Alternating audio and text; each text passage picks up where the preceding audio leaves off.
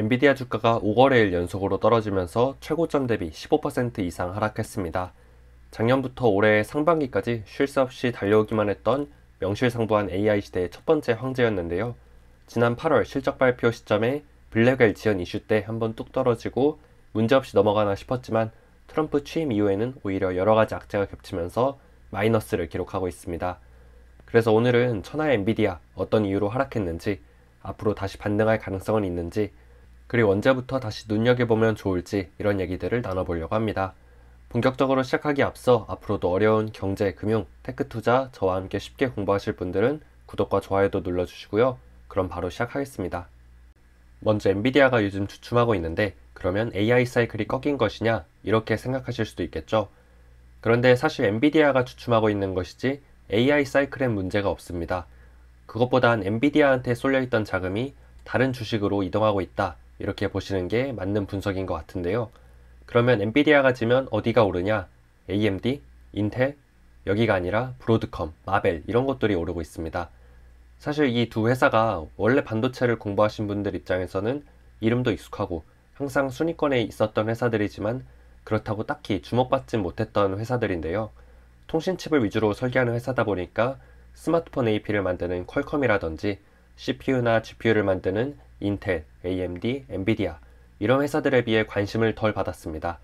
그런데 이 두 회사가 요새 주목받는 이유는 통신칩보다는 ASIC이라고 주문형 반도체, 그러니까 빅테크에서 자체 칩을 설계하는데 이걸 혼자 할 수 없거든요. 그래서 칩 설계를 전문으로 하는 브로드컴, 마벨 이런 회사들이랑 협업을 해야 되는데 그쪽에서 두각을 나타내기 시작하면서 엔비디아의 독점을 깰 회사가 나왔다 이런 스토리가 지금 떠오르고 있는 겁니다. 그동안 빅테크가 AI를 하려고 하면 엔비디아 번호표 뽑고 하염없이 기다리기만 해야 됐거든요.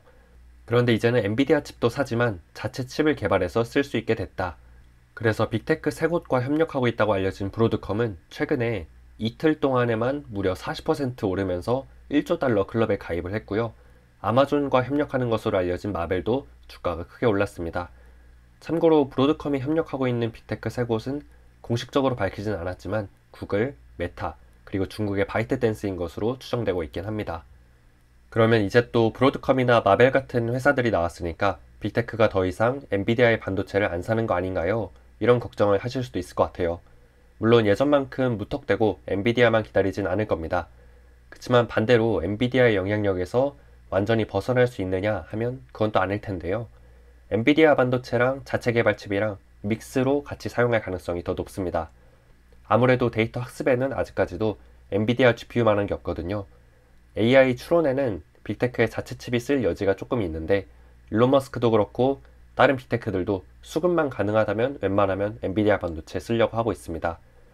그런데 이게 또 엔비디아 반도체를 너무 띄워주는 식으로 말하면 가격이나 물량 협상 때 불리해질 수도 있으니까 요즘은 특히나 그런 측면에서 엔비디아 까내리기가 더 심한 것 같아요.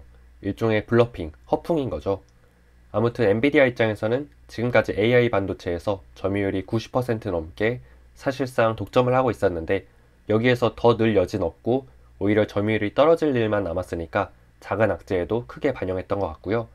반대로 브로드컴은 지금까지 파이가 너무 작았으니까 아예 없었으니까 조금만 얻을 게 생겨도 호재로 반영하면서 주가에 반영되고 있는 것 같습니다. 여담이긴 하지만 이렇게 되면 결국 뒤에서 오는 건 대만의 TSMC라고도 볼 수 있을 것 같고요. TSMC와 함께 주가가 꽤 많이 떨어진 네덜란드의 ASML도 지금부터 같이 좀 보시면 좋을 것 같습니다. 그리고 엔비디아가 요즘 고생하는 이유 중에 또 하나가 중국 때문이죠. 중국에서 엔비디아 반도체에 대해서 반독점 심사를 진행한다 하는데요. 제 생각에는 그냥 엔비디아가 협상 인질로 잡힌 것 같습니다. 예전에 애플이 그랬던 것처럼 시진핑이 트럼프와 협상 테이블에서 뭔가 하나라도 얻어내기 위한 카드로 보이고요. 사실 엔비디아 반도체를 못 쓰면 중국만 손해잖아요. 지금 엔비디아 최신 칩들은 중국에 들어가면 안 되는데 어둠의 경로를 통해서 들어가고 있다는 루머도 있고요. 미국과 중국이 외교를 참 잘한다는 게 전 이런 부분에서 느껴지던데 정말 누구 하나 쓰러질 때까지 숨통을 막다가 기적적으로 살려주면서 둘이 화해하고 알게 모르게 뒤에서는 할 거 다 하고 일종의 정치적인 쇼잉을 하는 건데 엔비디아도 결국 이런 트럼프와 시진핑의 드라마에 등장하는 핵심 조연 중 한 명이 아닐까 싶습니다. 그래서 트럼프 대통령이 예전에도 반도체를 때려잡다가 나중에 보니까 반도체가 올라 있어서 트럼프 정책 반대로 하면 꿀이다 이런 말도 있었는데요. 저는 이번에도 역시 트럼프 시대의 반도체는 꿀이다, 저가 매수의 찬스다, 이렇게 보고 있습니다. 그리고 제가 얼마 전에 서점에 가보니까 엔비디아 책이 엄청 많아졌더라고요. 물론 2025년 경제 전망, 테슬라, AI, GPT, 코인 이런 쪽 책이 훨씬 많긴 했는데 그래도 엔비디아 같은 완전 B2B 기업 관련해서 이렇게 책이 대여섯 권 나왔다는 게 저는 참 인상적이었습니다. 보니까 엔비디아의 성공 스토리에 대한 책도 있고요. 젠슨 황 CEO에 대한 책도 있던데 아무튼 제가 드리고 싶었던 말씀은 이렇게 사람들의 관심이 뜨거워질 때가 점점 고점에 가까워졌다는 신호다라고 할 수 있는 거죠. 주식이라는 게 장기적으로는 기업이 가진 가치에 수렴하지만 단기적으로는 시장의 심리에 요동치기도 하잖아요. 그래서 제가 생각해도 주식적인 측면에서 엔비디아의 현재 최대 리스크는 단기간에 급등한 주가 아닐까 싶습니다.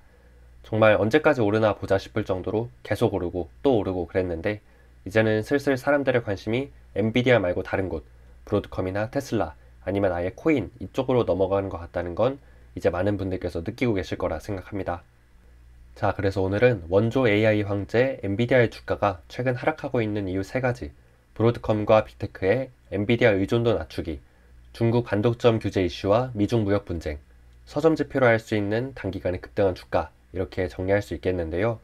주식시장에서는 항상 주가가 좋을 때는 좋은 것만 보이고 반대로 주가가 나쁠 때는 나쁜 것만 보이는 게 역사적으로 반복되어 왔습니다. 그래서 지금 이렇게 엔비디아 주가가 조정을 받을수록 엔비디아라는 회사가 가진 경쟁력을 더 깊게 공부해야 할 때라고 생각하고요.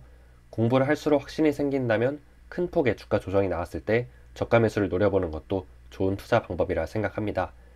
그러면 또 언제 사야 되냐 이렇게 물어보실 수도 있을 것 같은데 물론 저도 주가를 예측할 수는 없지만 엔비디아의 AI 반도체 시장 점유율이 80%대, 70%대 이렇게 조금씩 점점 떨어지면서 방어선을 구축하는 지점이 있을 거란 말이죠.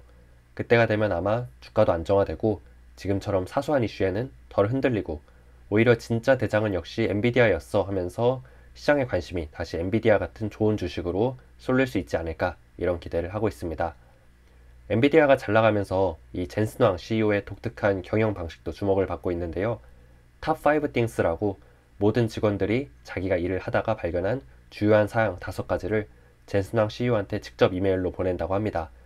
아무리 직급이 낮은 직원도 젠슨 황 CEO한테 직접 보고할 수 있는 이런 조직 문화, 우리나라에서는 상상하기 힘든 구조인데 이런 조직 문화들이 하나하나 모여서 현재 엔비디아의 경쟁력을 만들어낸 게 아닌가 싶습니다. 즉 엔비디아는 훌륭한 주식이기 이전에 훌륭한 회사다. 그리고 우리는 그런 회사들의 주식에 투자를 해야 된다. 이런 결론으로 오늘의 영상을 마무리하겠습니다. 영상 끝까지 시청해주셔서 감사하고요. 좋은 하루 보내시길 바랍니다.